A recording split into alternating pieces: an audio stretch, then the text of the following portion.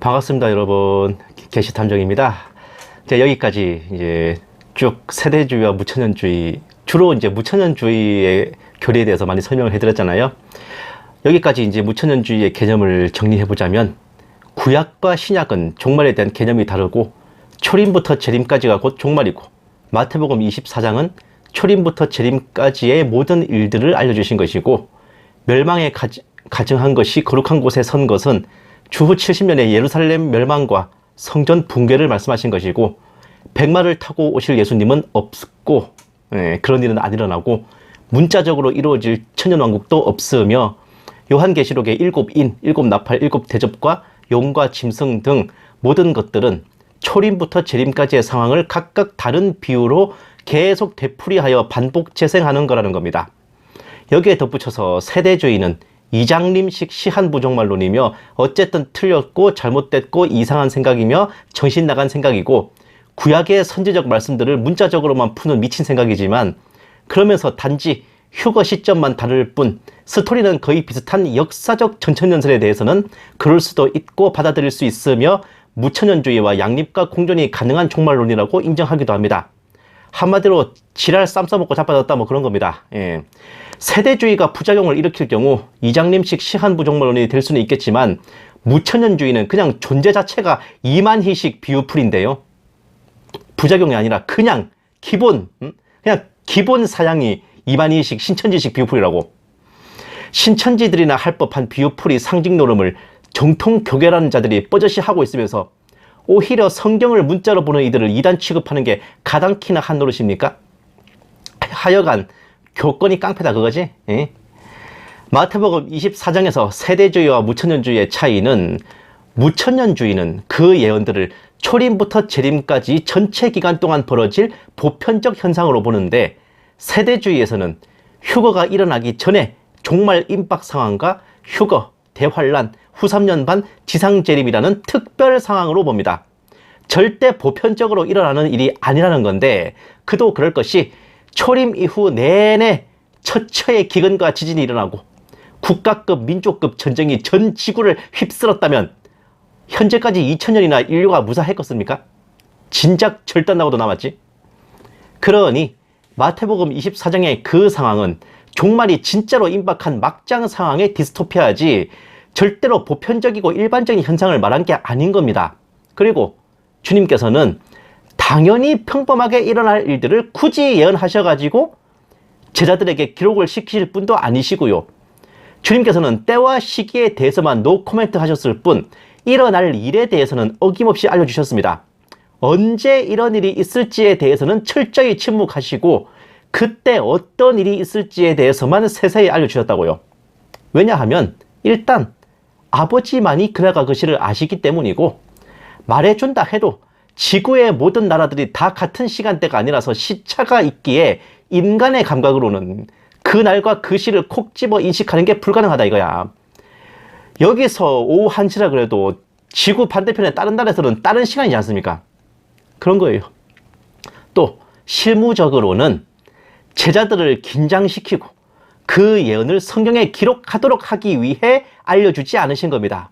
시점을 알 경우 기록도 안 해버릴 위험성이 있거든요.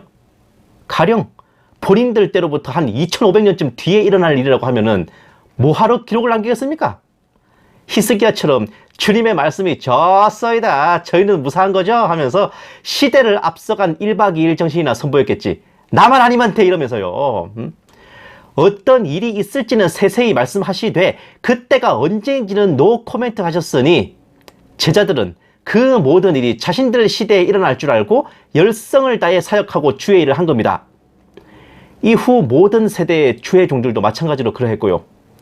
마태복음 24장에서 제자들이 여쭌 것은 성전 파괴는 언제인지, 주님 다시 오실 때 세상의 마지막 때에 어떤 일이 일어날 것인지인데, 1번 언제 일어나냐, 이거는 노코멘트 하셨어요.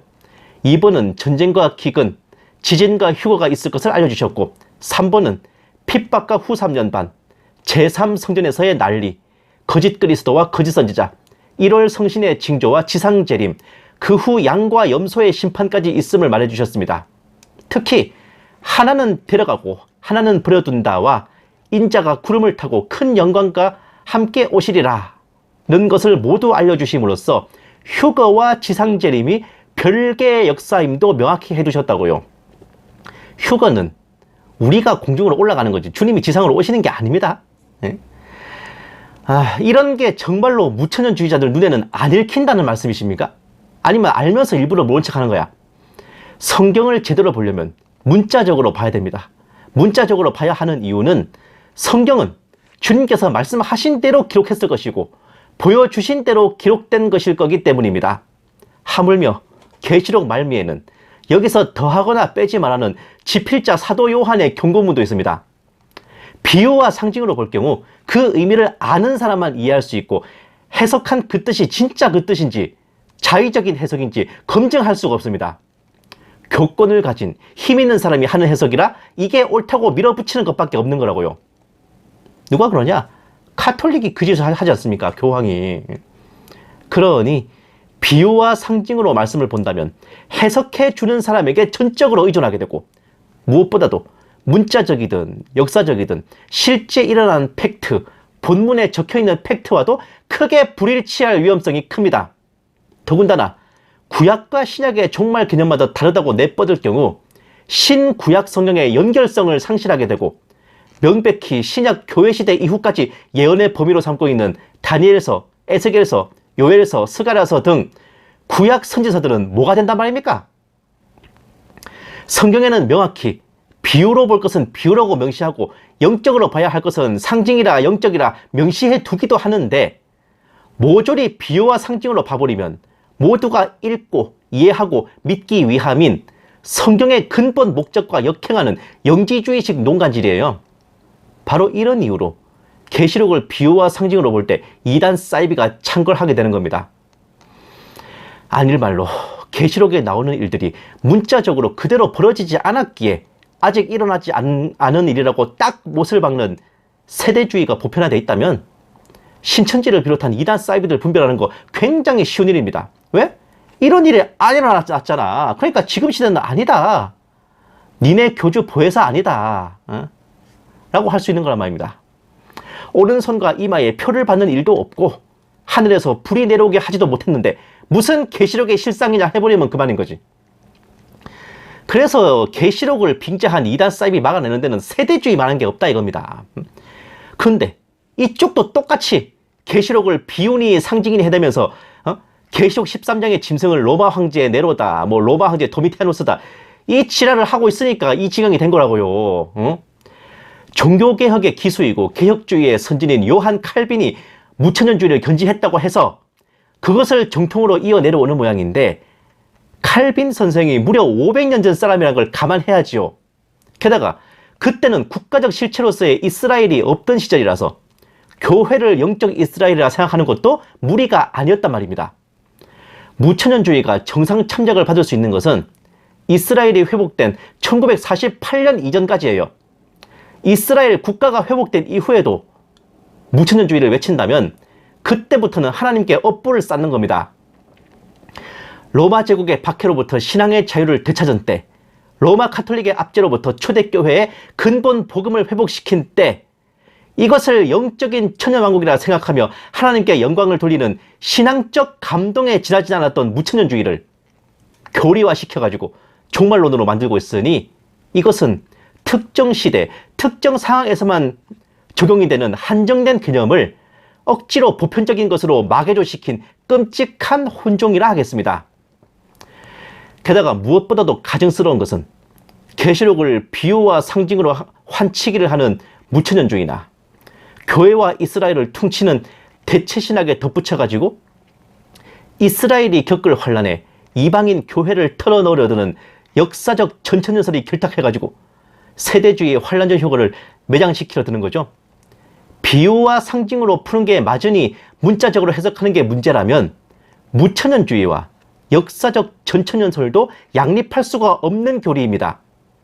역사적 전천연설과 세대주의의 차이는 교회가 영적 이스라엘이고 환란 후 휴거냐, 또 교회와 이스라엘이 별개이고 환란 전 휴거냐, 그 차이뿐이기 때문입니다. 그러나 무천년주의와 역사적 전천연설은 아주 공존과 양립이 잘 이루어져 있고 마치 바리새인과 사두개인이 예수님을 모함하기 위해 결탁했던 것처럼 헤롯과 빌라도가 서로 원수였으나 예수님을 십자가에 못 박던 당일에 친구가 된 것처럼 세대주의와 바른 재림 소망을 파묻기 위해 공모하고 있습니다. 이러니 무천년주의와 역사적 전천연설은 종말론의 다른 의견 정도가 아니라 진리에 대항한 음모가 아닌가 싶을 정도예요. 오로지 그들은 선민 이스라엘을 부정하고 환란 전 휴거를 부정하는 것에서 혼연일체가 되었기 때문입니다. 그리고 그쪽 말로는 세대주의가 시대의 징조를 운운하며 성도들을 두렵게 만든다더니 정작 뚜껑 열어보면 정말로 성도들을 두렵게 만드는 게 어느 쪽입니까? 세대주의의 요체는 환란 전 휴거, 교회는 환란 전에 휴거되어서 환란을 당하지 않는다는 것인데 역사적 전천연설은 아예 다른 명칭이 교회 환란 통과설입니다. 무천년주의 또한 교회는 환란에 들어가고 환란을 피하게 해주는 휴거는 없고 모든 환란을 성도가 감당해야 된다며 내뻗고 있지 않습니까? 환란을 피한다고 생각하는 세대주의자들이 오히려 시대의 징조와 환란에 대해 분석하고 휴거에 대해 전하고 있는데 역사적 전천연설이나 무천년주의자들은 환란에 대비한 대책도 없으면서 자신들의 그런 꼬롬한 생각을 성도들에게 제대로 설명해 주지도 않고 거의 계시록의 말씀을 인봉한 수준으로 입을 싹 다물고 있으니 이런 이유로 세대주의 이외의 종말론 기조를 가진 주의종들은 그런 주의종들을 따르는 성도들은 종말론에 계시록에 극도로 눈이 어두운 겁니다. 이건 소경이 소경을 인도하는 걸 넘어가지고 두 눈 멀쩡히 뜨고 있으면서 성도들을 사지로 내보는 짓 아닙니까? 이게 대체 무슨 쌩양아치 같은 짓이냐고요. 한국 초대교회 이래로 성도들이 괜히 세대주의에 많이 눈뜬 게 아닙니다. 말씀의 문자적 팩트의 힘이 바로 그런 거예요. 내가 성경을 펼쳐 내 눈으로 직접 읽었을 때 그렇게 읽히는 그게 바로 참인 겁니다. A라 적힌 걸 B라 읽고 달월자 써놓고 라이터라고 읽는 게 아니라 A라 적힌 걸 A라 읽고 적힌 그대로 아멘으로 받는 게 진짜인 겁니다. 간혹 이해가 안 될 때는 앞뒤 장절 문맥을 보고 파악하거나 그것과 의미가 상통하는 다른 말씀을 대입해서 분석할 수도 있지만 성경대로 한답시고 전혀 엉뚱한 말씀을 가져다가 갖다 붙이는 것도 비유풀이 상징노름을 하는 치들의 전매 특허입니다. 그런데 세상에 핑계 없는 무덤 없고요. 아니 땐 굴뚝에 연기 나는 법 없다 그랬어. 교계가 이 지경이 된 게 과연 누구 때문일까? 한국 초대교회 이래로 멀쩡하게 바른 재림 소망으로 믿음을 키워가며 부흥하고 있던 우리 교계가 어쩌다가 이렇게 된 걸까요? 당연히 그 무슨 세대주의자라는 것들부터 정신줄 났던 것에서 원인을 찾아야 됩니다. 근본 원인을요. 성서의 무함을 믿으며 오직 문자적 팩트를 모든 것에 우선해야 된다는 것을 아는 것들이 그리고 심지어 그것이 세대주의의 알파와 오메가인데도 이것들부터가 성경이 문자적으로 명하신 걸 노골적으로 무시하고 양치기 소년이 늑대가 나타났다고 개아리를 틀던 것 마냥 매해 주님이 오신다며 뻥카를 날려댄 거 아닙니까? 그 짓을 수십 년 동안 해대서요. 결국 그렇게 쌓이고 쌓인 적폐와 업보가 세대주의 환란전 휴거의 마라나타 신앙이 이단 취급을 당하는 결말로 귀결됐으니 결국 이쪽도 저쪽도 성경을 무시한 대가를 치른 겁니다. 성경의 문자적 명령을 무시하고 난장기를 쳐댔던 세대주의는 성경 예언을 아예 비유와 상징으로 퉁쳐버리는 무천년주의에게 굴러온 돌이 박힌 돌 빼내는 역전을 당했고 오늘날까지 그렇게 짓밟히게 된 거예요. 양치기가 양아치한테 자리를 빼앗기고 쫓겨난 걸 할까? 그러니 이제부터 교단, 교계, 교회 어떤 주의종이 무슨 견해를 가졌다 해서 그걸 전적으로 신뢰하고 기댈 게 아니라 이제는 말씀을 읽는 각 성도들이 독자적으로 개념 잡고 각자 도생할 때가 아닐까 싶을 정도입니다. 예. 제가 다음 시간에는 무천년주의고 세대주의고 극단으로 갔을 때 어떤 재밌는 게 나오나 한번 2회에 걸쳐서 보여드릴게요. 감사합니다. 게시탐정이었습니다.